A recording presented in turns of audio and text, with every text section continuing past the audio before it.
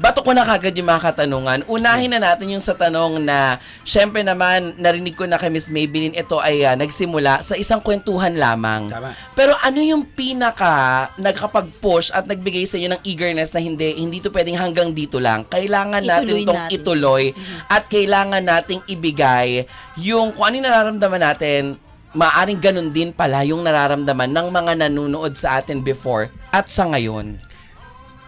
Kuya Smokey, or ako muna? Ikaw. Sige, ikaw. Hindi, kasi nag-umpisa to dahil nagkaroon kami ng reunion dahil may baptismal ang firstborn. Binyag ng anak ko. Ni Kuya Bill. So doon kami nagkita-kita, tapos nakakatuwa dahil may ginawa kami doon. Nandun si Tita Nanay, nandun si Tita Ses Quesada. Madaling salita na doon yung buong cast ng Humalong. Majority ng Tapos cast nandoon. may ginawa kaming parang left, right, left, left. Tapos nakabed lang yung music ng Humalong Dariles. Nag-viral. Tapos nagsunod-sunod yung mga reunions namin. Hanggang there was a time na magkakasama kami nila Ate Claudine na nag-viral din. Nag-viral din yun. Hanggang nakita namin na parang nakita namin yung mga comments ng tao sa social media, doon lang nag-start.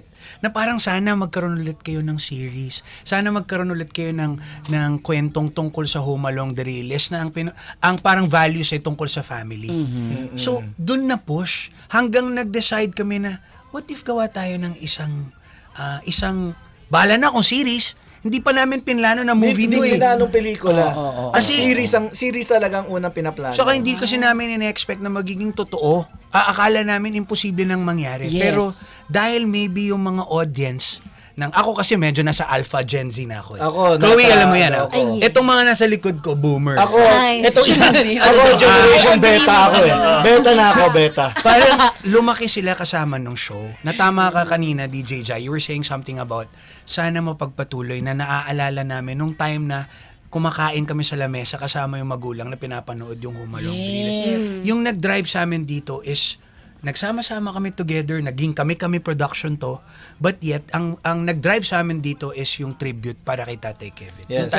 Yun talaga yung nagtulak sa amin na magsama-sama. Tapos, kumbaga, passion project na, hindi lang passion project ni Dos, kundi bawat isa sa amin, yun ang naging motivation na para to kay tatay kasi ayaw naming makalimutan ng tao kung sino si Dolphy.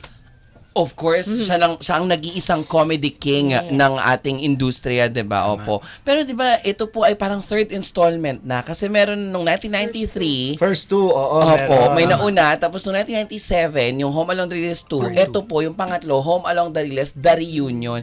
At ito po ay 2.5 years bago po talaga maisabuhay. In the making po, no, Tita Nova, gusto ko pong marinig mula po sa inyo na laging nakikita po kita sa bawat mga contents. Ultimo yung nagpunta kayo sa isang clinic para dapat fresh kayo for the promos and everything. You were very, very emotional every time, Tita Nova. Yes. Ano po yung tumatakbo sa inyong isipan every time na nakasama niyo po ang inyong mga anak sa Home Along Dariles? Yeah. At ginagawa niyo po ito na, who would have thought, no? Sa 2026, ipopromote niyo po itong matagal niyong minahal at ginawang programa na Home Along Dariles. Alam mo, may inspiration din. I'm so excited and talagang gustong-gusto ko na magawa namin muli. Because, alam mo, ang mga barkada ko ngayon, puro seniors. Opo. Kung merong mga Gen Z, mga millennials, sa inyo daw po parang ang tawag centennials. Centennial, isandaan na ba? Ay, grabe naman. Hindi. Malapit na ako mag-isandaan. Tagal pa, 20 years Hindi. Pero, ang mga kausap ko nga, ganyan. Opo. Ganyan ang centennial na nga, Oo ang nga. kausap ko. Oo. And ang mga viewers namin noon sa Home Along are puro seniors. Ang daming seniors. Kasi yun ang sinasabi nila. Alam mo na malungkot na pag senior, di ba? Ganon. Pero pag pinapanood nila ang Home Along Dariles, they forget about yung age nila, yung karamdaman nila. Natawan-tawa kay Dolphy, tawan-tawa sa amin, sa istorya. At ito ang mga naririnig ko kasi taong simbahan ako. So ang kasama ko puro senior. Dahil senior na rin ako. Yes. Ngayon, sabi gano'n, sayang, Tita Nova, wala nang Home Alone. Alam mo, noon, nakakalimutan ko yung problema ko, masaya ako. Laging inaabangan ang Home Alone Dariles na nagpapasaya sa kanila. That is why, part of this, itong sa prayers ko, sabi ko, sana nga Lord, matuloy itong namin. Kaya nung nagkaroon kami ng pagkakataon na magsama-sama nitong cast ng Home Alone, and then parang biruan lang na, tuloy natin, gawa tayong pelikula. Biruan lang. Pero sabi ko, let's go! Sige lang, kahit na walang sweldo, ituloy lang natin.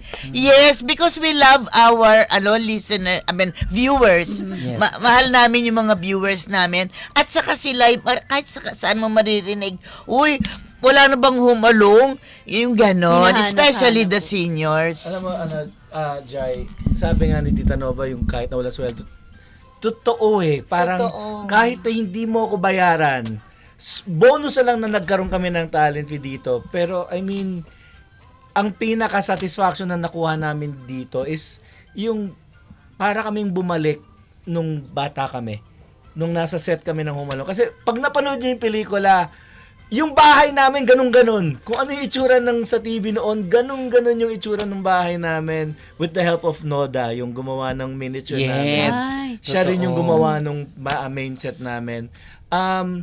Sana yung feeling na kung anong meron kami ngayon, yun din ang gusto naming maramdaman ng tao na manonood, na parang pwede naman kayong bumalik sa panahon nung simple pa yung buhay. Totoo. Pag napanood niyo yung pelikula namin.